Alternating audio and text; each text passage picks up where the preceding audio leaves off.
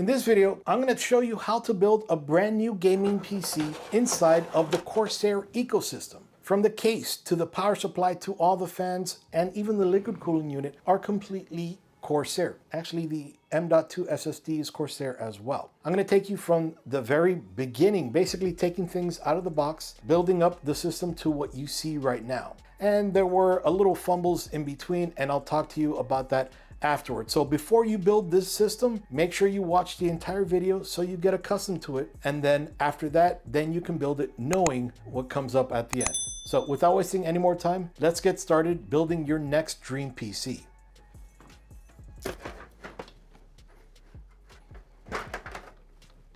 So since our graphics card doesn't reach this little holder right over here, would be great, but that's okay. We can always put something right over here. But since it doesn't reach over here, I'm going to be using this for additional cooling aside from the fans over here. So we're just gonna go ahead, spin it around. Then up here, I'm going to be getting rid of that screw. And I should be able to just pull it out easily. Perfect. All right, so it's holding on to the bottom of the case with these two little pieces of metal right over here into these little holes here. So now what we're going to do is we're going to use the provided frame. It comes with the case, so that's great. They let you change a lot. And then we're going to put these in those same little holes. Now, since I'm going to have fans in the front of this case, I'm not going to place these back in here. I'm going to place them right over here so that I have some space between fans. So like we took it out, I'll slide it into the two rear ones, and then I'll raise it right here so that the screw hole is on the second of these two holes. And like we took it out before, we'll just pop it back into that screw. So we're going to be installing 3 of the Corsair RX120 RGB fans here along the side that we just added. Now, these fans are really cool. First off, this is the front. This is the back, so the air is going to be blowing through here. Another way you can tell is if you look at the fans here, you'll see a little arrow pointing this way and an arrow pointing this way. The arrow pointing up is telling you, hey, the air is going to blow through here. And the arrow pointing this way is the way that the fins are going to be spinning. All right, so there is 3 fans. You'll notice there are no cables, so they have a great little method here for joining these fans. So first off, it brings one of these little guys inside of the package. We're going to be sliding it right into there. All right, so that's one, and that's going to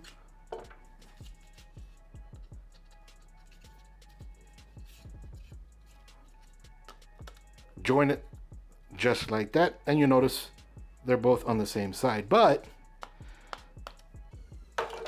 we also need to add the power connector right over here. So each of these fans will bring a bag with this and this little connector right over here. So we're going to just slide this connector right into here. Looks like there isn't a wrong or right way to just slide it in. It just slides in. And that also keeps the direction of the airflow the same. So if we do that right here, now we just join them. Oops, wrong ones. Just make sure you connect the right ones. Now these are connected, and that's awesome. So now we'll add the third to this. So we also want to verify where we want the power, either down here or up here. Looks like we'll have more room up here. So we're going to make the power connector, which will be kind of the same on both sides, but I want it to be along the top. So we'll add another one of these connecting little bricks right here. It's really like Legos now. So just pop it in. And then make sure you match them up. So again, just so you see, here's a power connector and here is wide open. And so we'll just connect them like that.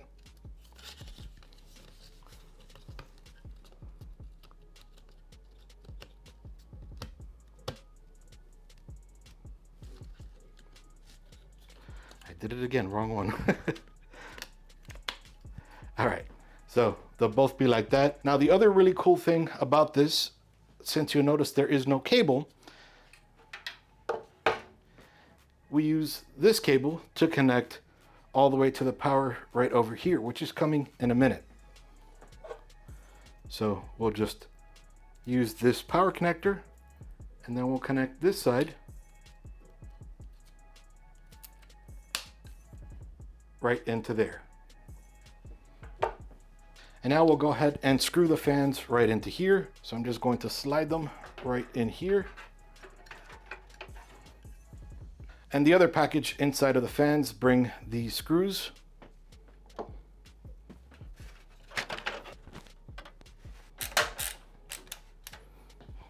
All right, so after you get that first screw in there, you'll use that to guide you so that you can screw in another one. And the way that they have these fans, or these screws laid out, there's not much screwing you need to do. The way that they have these screws laid out, really easy to slide in. Corsair put a lot of thought into these. And now I'll slide that connector right up here, just to get some of that cabling out away from the inside of the case back here, which we're still going to make look nice, but still less clutter on the inside is so much more pleasing, since back here you really don't ever see. So now we could just put this away. Maybe we want to use it at another point. Now along the front, like most of these, we'll just pull it off. There's nothing special you need to do. Comes off with these little nipples right here, and it goes into these little holes in the case.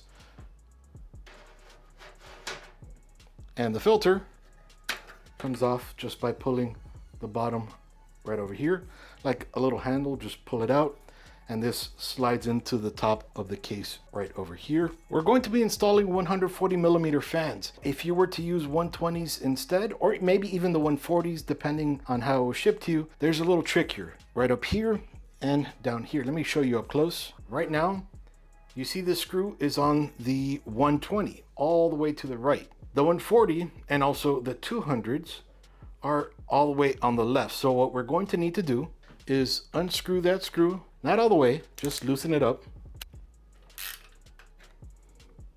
This one as well.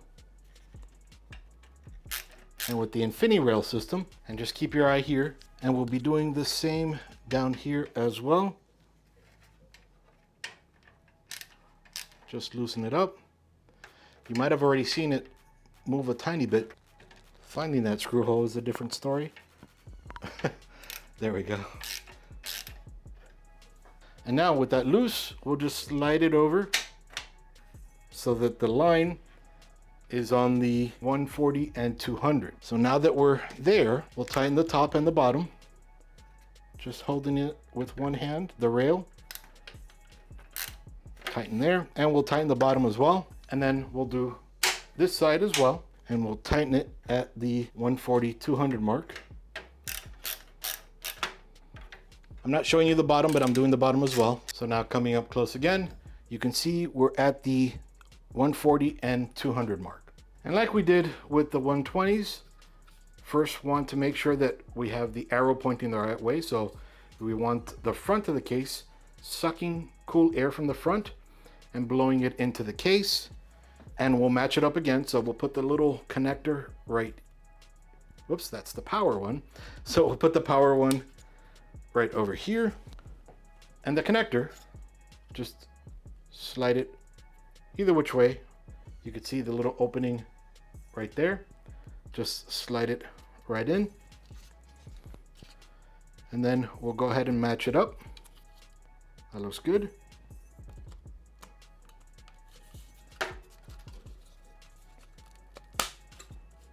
And then we'll add the power. We'll add it right up top here so that it is over here closest to this side. Just pop that right in here.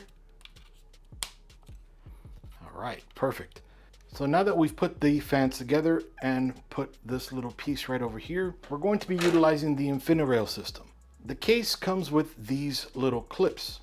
So what we want to do is we want to utilize this rail right over here, or this little frame, into this over here, which is considered a rail. Now we're going to join this one. See where the hole is right in the center? We're going to join it first right over here, and then clip it right into place. And then we'll do the same right over here. Clip it right into place. Okay, now if we wanted to, we could move it around. So what I'll do, and I'm going to slide it all the way up here so that the hole is popping out here. Then I'm going to slide this one up here as well. The other part, or the bottom part of the rail, so I'm going to slide that same way I did it before, right through there. And they don't 100% have to match just yet. We can always align them as we're installing them. Then for the other fan, right below this line, we'll install those. And now we'll grab the fans and we'll slide the cable through this opening right over here so that it sticks out on the side. And then we'll grab the screw. We'll line up the screw holes right over here. And just screw one in just to hold it in place. Now we can let go. And then we'll go ahead and screw the other one in. Now just align them. Now you see how these are a little off right now, but we can easily slide them up.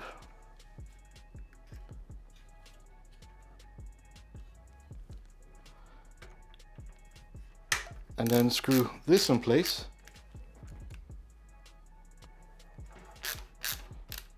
Same for the bottom ones.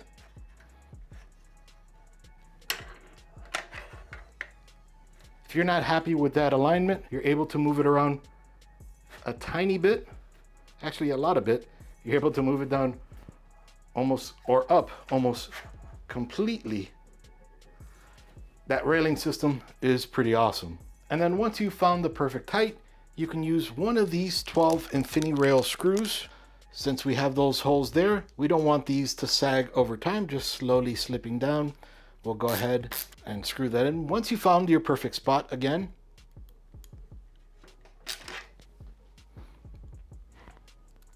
and for those of you that like to overscrew things, these will keep going if you let them. So just don't over tighten them. Since we're utilizing the iCUE system, thankfully it is a little forgiving. I shouldn't have connected this up here because we already have this cable right over here. So that means the connector is right over here. So what we need to do is put the connector down here and then join it up to the bottom of this fan. So we would just connect it down here. Thankfully, since it is such an easy connection, you can literally feel your way to it. Like we connected it at the very top, connect it down there. Then we'll connect it down here. Now this one is a little bit more difficult because it's kind of hidden down there, but thankfully, since we don't have this connected just yet, we can open it up. And then like we did to the other one, just connect it right over here.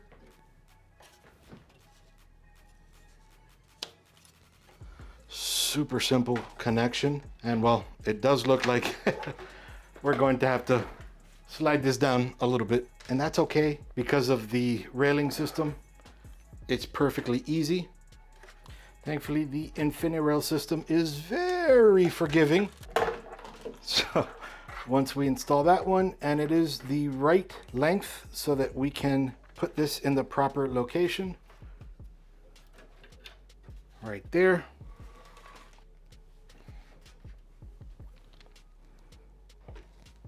Okay, now if we wanted to, we're going to look right in here and make sure that that cable is out of sight, out of mind. Just slid in right over there. Slid in is a word, but we're going to slide it like that. If we need to adjust it more, we can just pull it down if we need to, or raise it where we want to get it just right. All right, I think that looks pretty good right there. When we put the case over here, that's going to be hidden. Then we'll just turn it around. And now that we know that everything's good here and here, we'll go ahead and screw this back in with the awesome InfiniRail system. Now, this is one of the parts I slightly fumbled on. When I started installing it, I installed the radiator first instead of the motherboard. The way you should do it is you should install the motherboard first, then the radiator. It makes things just a little bit easier, and you'll see why in a second. Since we're going to be installing liquid cooling, we'll turn this system around. We'll remove this top panel, and it comes off really easily. So just unscrew these two up here, and then just pull this back. You hear it snap out, so I'll push it back in. So it snaps out. Then you just take it off, put it aside for now, and we'll go ahead and lay down the case. Now, the Titan 360 doesn't come with any fans, so we're going to be utilizing 3 of the Corsair RX120 RGB, like we've used a few times already. So now with the radiator laying flat, we're going to go ahead and place the fans right on top of here, and we're going to screw in these very long screws with the threading right here at the tip. We'll just align these screw holes with these screw holes. Just drop one in place, get some threading, and then you can install the rest. One sec. And we're just getting threading. We don't have to put them in all the way in at first. Now that we have all the screws in place, just go ahead and tighten them all. Now, you don't need to use brute strength. Just when you feel that there is a lot of resistance, you could stop. Now, with all those in place, we'll move the radiator, and now we can drop the radiator right into here. And it's totally up to you, whichever way you prefer the hoses to be. I think on this build, I'll have it up at the front. Since we are going to be installing the fan at the rear, I just don't want there to be any resistance. Now, the other thing we need to pay attention to is right up here. We want to connect to the fan power right here on the radiator. I'll just connect that real quick. All right, connected. And now that we have the radiator laying inside of the case, around where we want it, we're going to be using these screws and the washer. This is where it's great to have a magnetic tip. And we're going to align the screw holes. And we don't want to tighten them all just yet, just enough to get some threading, because we may need to move it around a little tiny bit. So now with that done, we need to plug in another one of these. Since we're going to be installing a fan here, just going to be connecting the cable right down here. Good thing is, if you forget, like I have multiple times already in this build, it will fit any which way and connect any which way as well. So let's go ahead and plug in a fan real quick. This is going to be the 120mm fan I connect back here. Since it will be the end of the chain, I'm going to connect the longer of the iCUE cable to the bottom of this fan, since this will be blowing air out of the system. And then, so the top over here is going to be where the cable that connects from here goes to. And I want the side to show Corsair through here. So I am going to dump this cable right through the top opening of the side of the case, and I'll show that to you in 1 second. All right, so it slid through there, right back here into the top of this. All right, so everything is connected. I'm going to slide it right over here, even though we're not gonna be able to see it because of the lip on the side of the case right here. We'll be able to see a little tiny bit of light sticking out, so I'll just screw it in here. I swear these screws are the way they should make any screws and every screw, because these just work so great. So now this is pretty much the system, at least the case, and I just realized that I can just flip these around. So now it says Corsair correctly.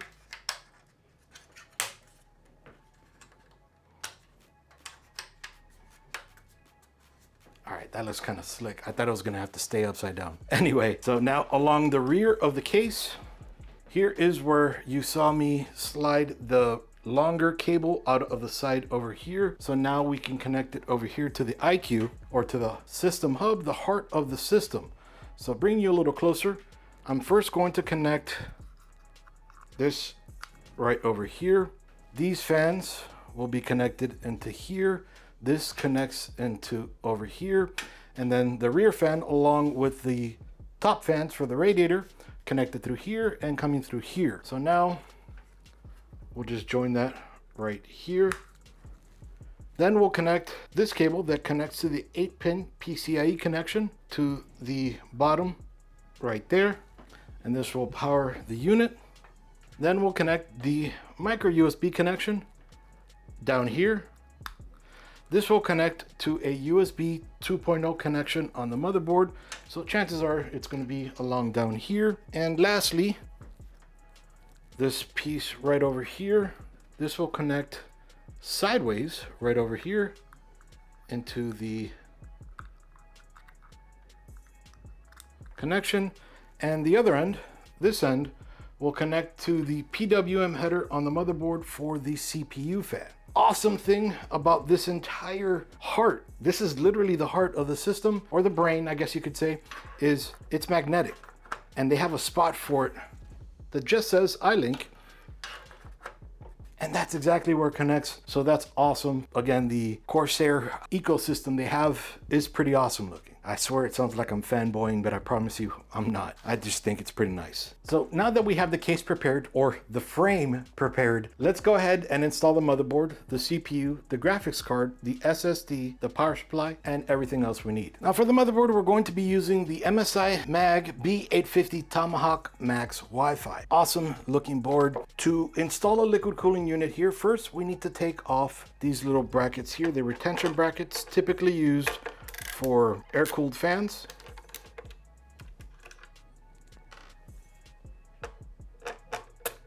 Set this aside. I highly recommend, once you take this off, put this and the screws, both sets, into the motherboard box in case you ever need to put them back. You don't want to lose them. Mind you, you could buy more, but why buy them if you have them already, right?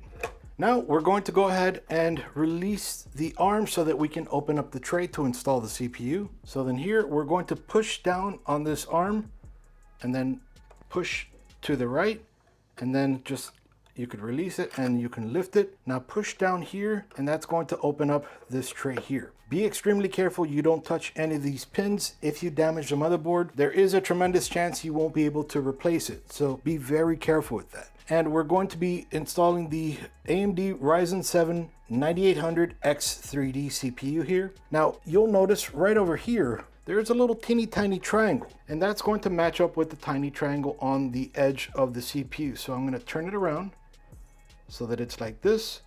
And then we're just going to drop the CPU right in place, making sure everything is right in the middle. And we'll want to wiggle it around just to make sure it's nice and snug in the socket. And now we'll lower the tray, and then we'll make sure that we push down on it a little tiny bit so that this lip is underneath this bar right here. Then we're going to push it down, and we're going to slide it to the right of here. Once it's down enough, we push it in, locking the bar in place.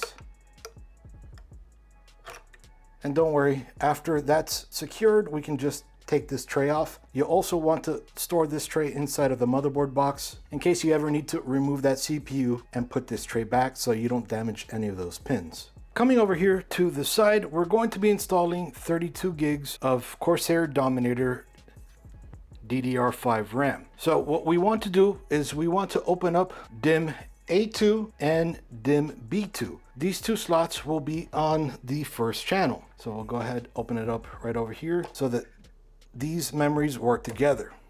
Now I'll install it on the inner one first and then show you closer up over here. So we install it by sliding it in to the DIMM slots here and just pushing down. Okay, when you push down, this and this retention mechanism will snap right in place, and the memory is in place and installed properly. Now to give you a different angle, I'm going to install the RAM incorrectly. So this way is correct. This little notch will tell you it's correct. Then also, once you've installed it correctly, the logos here will all be the same. But if you were to install it improperly, unless you use brute strength, you're not going to be able to slide it in. It's going to seesaw. So all you do is turn it around, making sure, again, these are opened up, and then we'll click in place. Be careful not to wiggle it left or right. You want it straight down. If you do it left or right, you could end up breaking the RAM or the socket. Now, coming on over here, we're going to be installing the Corsair MP700 Pro M.2 SSD. This is a 2 terabyte model. To install the M.2 SSD in here, all we need to do is there is a little push right over here, little piece of metal you push in, and that releases the heatsink. So that's an awesome design. So now to install the M.2 SSD, we make sure we have these gold fingers disappear into the M.2 SSD slot here. There's a little notch right here on the SSD. We want to make sure that it matches up with the notch here. So we'll just drop it right here, push it so that they disappear.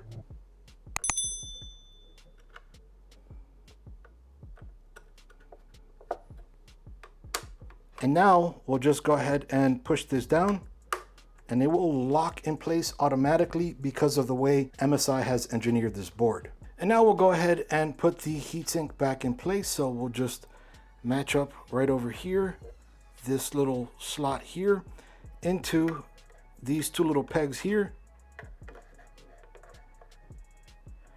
and then just push down slightly and it will lock in place. And now it's nice and tight, and you've just installed an M.2 SSD as well as 32 gigs of DDR5 RAM. So now we're ready to install the motherboard into the case. Since we've installed the radiator already at the top of the case, we're a little constrained for space. So we're going to go ahead and connect these cables first, and then we'll install the motherboard with the cable sticking out for the CPU fan header. Now, you don't need to connect both. Typically, you only need to connect one, but if you're going to be doing some overclocking or your CPU requires a lot more power than one 8-pin CPU Power EPS connection, since one on its own provides up to 300 watts. Okay, so what we're going to do is we're going to connect one of these, the 8-pin EPS CPU Power.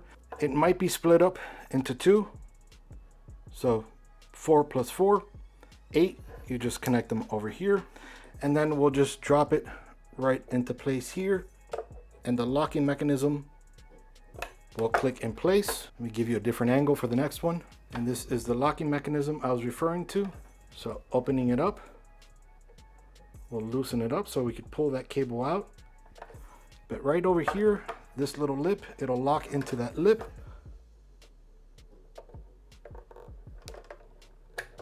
This is a lot easier to do outside of a case. Now let's go ahead and put this inside of a case real quick. So before we install this in a case, you need to make sure your case has the proper standoffs. So real quick, there is 1, 2, 3 screw holes, then 4, 5, 6, 7, 8, 9. So the standard 9, some motherboards have a standoff right over here as well. But you want to make sure that the case doesn't have standoff right here already. So let's look at the case real quick. A little bit hard to see since it is a black case, but there is a standoff right up here, one right here, one right here. Then there's one right here, a reverse standoff here, to make it easier when we have the motherboard if the case is standing, or even down here so that we know that it's in the proper screw hole. One right here, one right here, one right here, and one right over here. There isn't a standoff right over here, what I was mentioning before. There also isn't one right over here or over here. So it looks like we're safe. We have exactly what we need, so we can just drop the board right in place. So we're gonna drop the board right in here. And it looks like we do have some room to wiggle, not much, but to wiggle around these two EPS cables. We'll get to that in 1 second. And I'll move this fan cable out of the way so that we can slide the IO over here. And moving it right over here so that the IO shield comes out here properly. And once we have it aligned properly, you'll see that reverse standoff snap right into place.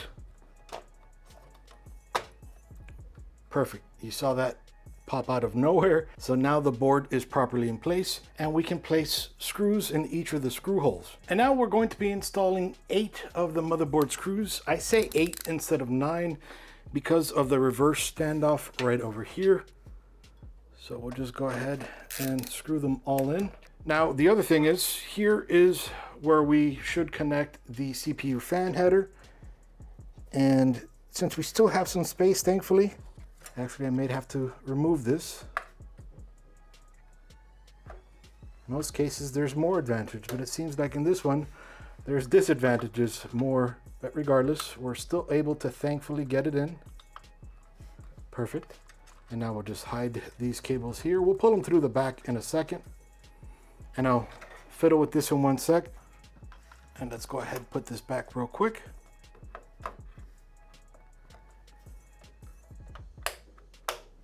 So we'll utilize the AM5 retention mechanism. So on the cold block itself, or the pump, we'll have already here. So we'll just remove them, just pull them off.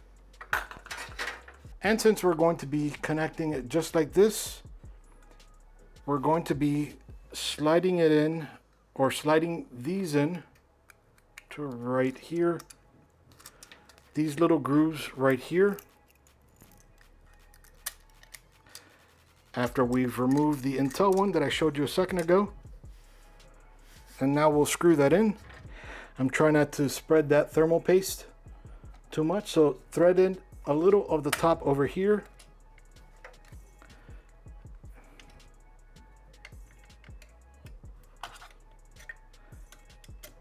Don't screw it in all the way, and then thread it a little down here so that we have some tension on the top and then some tension down here. And now we'll screw it in a little over here and then a little over here. And now we'll screw them all in all the way, which is not much more than what we've done already.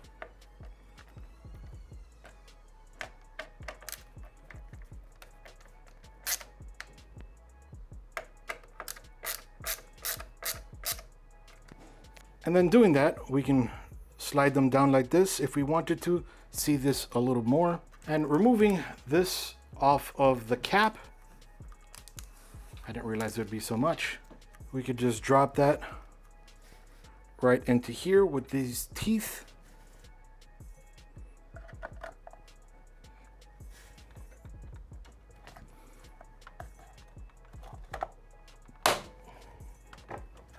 And it'll click into place. Now we need to connect these cables down here. So right down here, you'll notice there is another one of the power connections where this will fit into. And that's going to fit into that power connection here on the fan. So bring you up a little bit more. So we'll just push it right into here. It goes in so easily. And then we'll also just push it right into here. And then we can just slide it like this so that it looks a little bit nicer. And that's going to bring power from the fan into the pump. So first we'll fish these cables right through here. And again, we're just sliding it, and then we'll slide this one as well. So I'm just sliding it underneath where the head would be around here somewhere. So we'll fish the cables through here. And thankfully, since this end is very thin, it goes through without a problem. And then we'll slide through the other one right through here.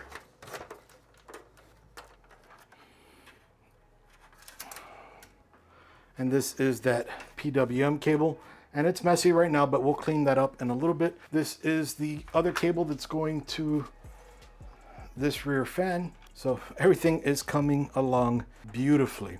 All right, so now we'll come around the back of the system, and I'll just move all of these cables out of the way. We're going to install the power supply. This is a first for me because this has the cables all on the side instead of the front over here. So you see your cable plugs in back here and the cables come out here. So we'll just slide it down here. That's so cool. They're all sticking out of here. And then we have so much more room actually. We'll just move it around back here. And then we'll screw it in with these thumb screws that they have in the case already. And we have these as well that we could use, but I'm gonna skip out on them for right now just to save a little time. I'll probably install them later, so they'll potentially be less rattling if it causes any rattling. So, all right, coming back over here. Now, remember we had the 6-pin over here. We'll connect that in one sec. And then we also had, it's not gonna be stable till I zip tie everything, but then we had the two 8-pin EPS connections. We're gonna connect them. You'll see right over here, PCIe CPU. So what we'll do is this, you could see right over here. It has 1, 2, 3, 4 on the side and 2 up. So 8 altogether. Then we can see here, 8 altogether. So these can be used for CPU or PCIe devices. And we'll remember that for over here as well. So we'll connect that here and just make sure that this little piece over here, the locking mechanism, goes over here where this extra hole is. And we'll do the same for this one. Kind of skipping ahead to cabling just for that real quick to get that out of the way. Now on this particular build, I'm not going to be installing an additional SSD or hard drive, but I will show you how to install it. So in order to do that, you're gonna have to bypass using the iLink because you would install it right into this tray. So you unscrew this screw up here, then you pull this out, and then you grab any one of these drives, either like this or like this, and then you match up that screw hole, those screw holes here, screw it in, and then you would attach the SATA power and the SATA data cable. I have a video up above to show you how to install that and everything into your machine. But aside from that, that's how you would do it. And then for the hard drive, it'd be the same thing over here. Again, I'm gonna skip out on that since I will be using the iCUE and in favor of M.2 SSDs. But you have the ability to install either two 2.5-inch drives or one hard drive. So now we're going to move over to cabling. The only other thing we need to install is the graphics card, but because it's going to block all of the other parts for cabling, I'm gonna skip ahead just for now. All right, so starting off over here, even though this is all cabled nicely, unfortunately, I'm going to have to open it up, but I'll put it back together soon enough. Let's see, so this is for the USB Type-C connection. Let's see, so it's going to be right here, just below the little marker right over here. So just below right here. So I'm gonna pull it down here. And then slide it through this hole right over here on the other side of the motherboard. Just right through there. And then I would attach it.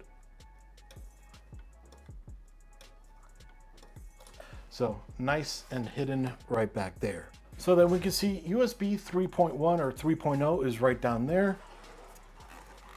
And that is going to be right below where we have the USB Type-C. So I'm going to pull that down. Trying to keep everything still looking nice. Corsair did a great job laying it out. I'm gonna move this USB 2.0 header since we are going to be using it just down here and sliding this down and right through here, same way, through that little side right over here. And then it's a little bit lower, but I'll just pull it down. And then making sure to use this little tab here, I'll connect it right in here. Okay, still hidden very nicely. I think they did a great job with all the holes here on the side in the perfect spot. Now, it may be a little different if you're using an eATX board, but since we're using a standard ATX board, we can go through here, whereas you might have to go through down here with an eATX board. So we have USB Type-C here, USB 3.0. So now we have to deal with the connectors down here. So coming around over here, that USB 2.0 header that we just slid down, I'm gonna slide it right up here, and I'll focus on it more in a second, just making sure that we don't have any more. So then we have one coming from the iCUE hub. So I'll slide that down here as well. 2 USB headers. Now, if you don't have 2 USB headers, you can always use a splitter and split 2 headers into one on the motherboard. Thankfully, this board has 2 down here. So coming up from here, I'm going to install with this blocked off pin right down here. It's hard to see, I know. And then sliding this one over here, same thing. Have this blocked off one using this blocked off right over here.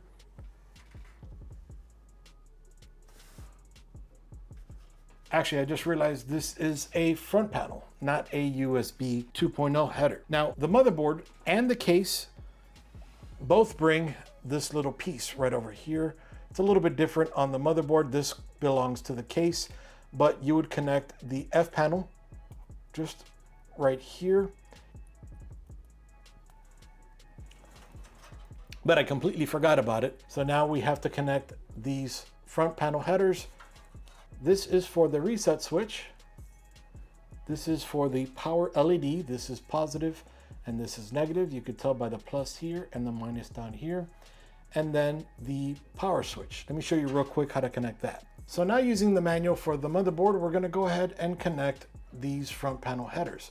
So starting off with the power LED, first off, we can see this is positive and this is negative. So we're going to be connecting the positive on the very left, right up here. You can see that right there. And then the negative, just right next to it. It's a very tight connection. Okay, and then we have the power switch, which has no polarity, so we can connect it any which way we'd like. We'll connect that right over here.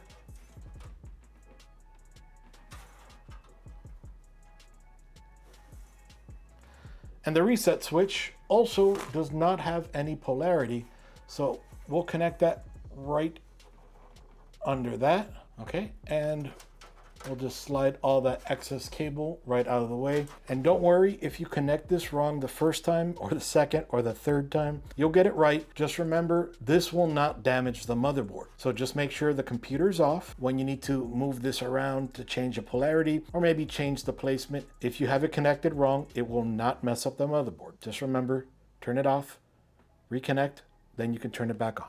Now, because most motherboards do support front panel, like this particular board, we'll use this front panel cable. Now, right over here on the head of that cable, you'll notice there is a missing pin right over here, which aligns with the missing pin right over here. So what we're going to do is just flip it around and then connect that right into there. Saves you so much time, so much headache. You don't have to deal with 6 different cables. That one front panel cable takes care of it all. So coming back around to the back, we have another one here. This would be for HD audio. So we'll slide this down since HD audio is going to be right around here on the motherboard. So I'm going to slide it right up. I'm going to wrap it around these cables just to get it out of sight, out of mind. And then slide it up here. And as I mentioned, the connection is right here, very hard to get to. So we'll see that blocked off pin right here, and there is a missing pin right down there. So we'll just connect that there. All right, and then pull the excess out of the way, and we are completely connected. Then coming around again over here. So we have all of the cables connected, at least that are part of the case. So now I'm just going to slide these aside for right now. Now we need to connect all the rest of these to the rest of the system. For the ATX 24 pin, this one over here, this is the main power for the system. Again, these were for the CPU. These will need to be connected to the power supply. The power supply tells you right down here, motherboard, which means the ATX 24 pin, PCIe or CPU. We've already done CPU right over here. So that would leave this one and this one and this one and this one for either PCIe or CPU. Then these over here that are only 6-pin, these are for SATA and PALA. Okay, so again, ATX will connect this 10-pin connection. Now these are unique to this power supply, at least this side is. This side is standard. So we'll connect the 10-pin right up there. It's hard to show you because I need to see what I'm doing too. All right, and that is for the ATX 24 pin. Now bringing that up, the ATX 24 pin is right over here, but we won't be able to fit that through there. So I wonder, maybe I can fit these. So I'm just going to retrofit these one sec. All right, now I've slid all the cables through here. Now you don't need to do it the way I'm doing it. You can have it sticking any which way you'd like. I'm just doing it to make it look nicer. Okay, and I will connect it just like this.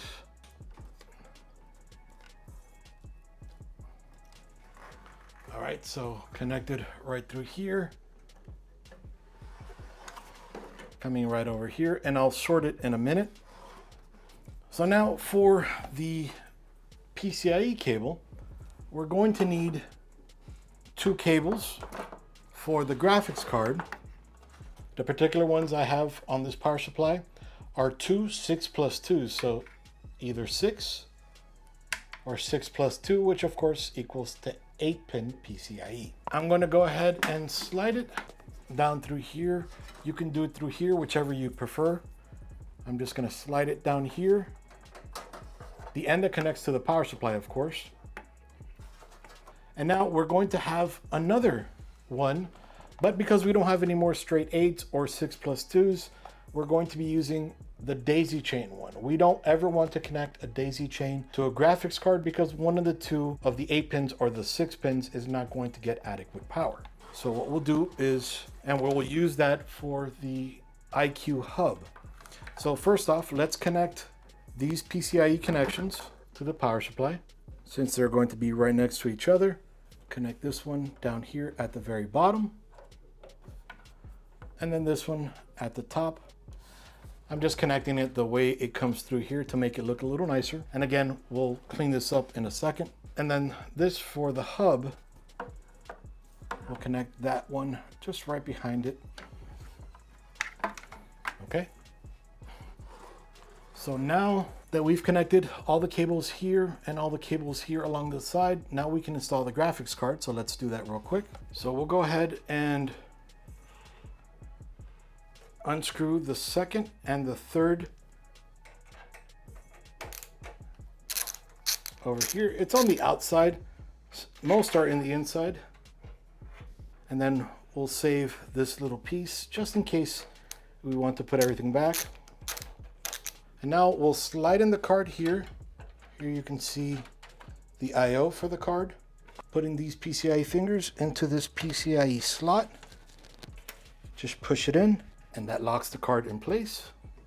Then once the card is in, we'll go ahead and just screw it in.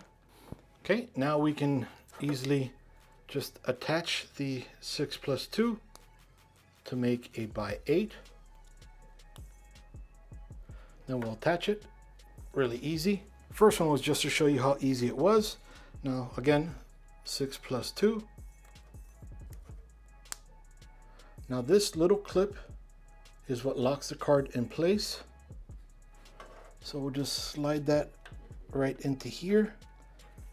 and just push it in. You'll hear a little teeny tiny click. That way you know it's in, and you can pull on it a little tiny bit just to verify it's completely locked in place. Now, I installed the graphics card horizontally like most systems have it. Now, if you wanted to install it vertically, you can. Just remove the card. And then undo these two thumb screws. And then you flip this around, place these two metal pieces or three metal pieces like we did before. Screw this in place. And now maybe you might have to change where these go, but once you get that and you have the riser cable, you're able to install your card just like that. Now that's pretty awesome, and it gives you a bunch of options. So we'll turn it around, and then we have this additional daisy chain that we'll use for this hub. Just connect that right into here. You'll see the little clip and this little piece right over here that tells you that's where the clip goes. Connects right into there. And now, as it is, mind you, I need to zip tie some things. So as it is right now, if I were to plug in the machine into power, press the power button, it'll turn on, everything will work just fine. Well, typically it will. Everything's connected as it should be. Now what we're going to do is we're going to go ahead, zip tie everything, make all the cabling look nice and pretty, and then we'll go into the final piece of this video where I talk about a little bit of the cleanup work I had to do off camera that would have taken another hour or two on this, and you don't want to see that. I'll talk about it in 1 sec. Let's go ahead and make everything look nice.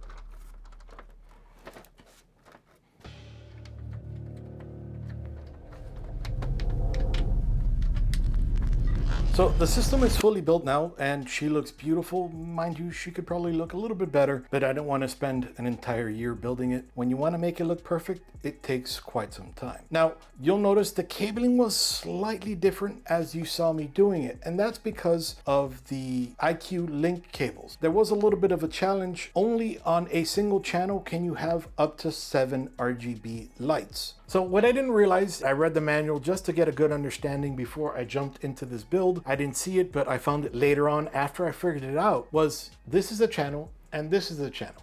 Each channel can have up to 7 RGB devices. So 7 here, 7 here, based off of this single hub. So what I had connected was these front 2 fans going into these 3 fans, going into the liquid cooling unit fans. So that's 3, 5, 9 fans, then connected right to over here. Then I had the RGB unit, this guy right over here, the pump, connected to this fan,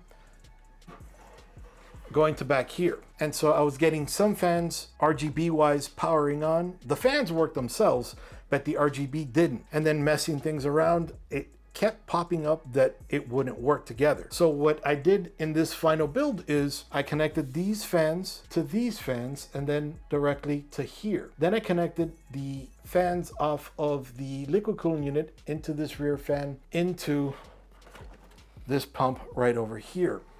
So that everything, either this one had 5 connected into one, and this one had 3, 4, 5 connected into another. So 10 altogether, 5 here, and that made it work. So that was the challenging aspect to this entire build. And then I showed you also in the build that if this is upside down, you can just easily remove it and turn it around. So I already fixed that and made it look nice. The light comes from behind that. So now if I were to power it on, which I'm not going to do just yet, I'm going to do that in my next video, you would see all the RGB lighting, all the fans and everything work. Now mind you, I did that just for the RGB lighting. I don't know if the entire system works. So what we're going to be doing in the next video is we're going to be powering on the system for the very first time with everything installed. Then after that, we're going to be flashing the BIOS, updating it to the very latest version. Then we're going to be setting the BIOS for optimal performance on this particular system. And then we're going to be installing Windows. Once we get into Windows, I'll install the drivers and all the applications that are required, or at least better for this system. And then we're going to be doing a little tweaking and tuning just to get the most performance out of the system as we have right now, without overclocking, of course. So in this video, from the very bottom, opening up the boxes to completely building a brand new system, completely in the Corsair ecosystem. And then of course, some of the limitations of the hub 7 and 7. No matter what, everything looks beautiful. If the video is already available, you'll find the BIOS flashing, OS install and drivers and everything right up here. And if not, you'll find a similar one there. This is Iggy with ThisBytesForYou out. See you guys.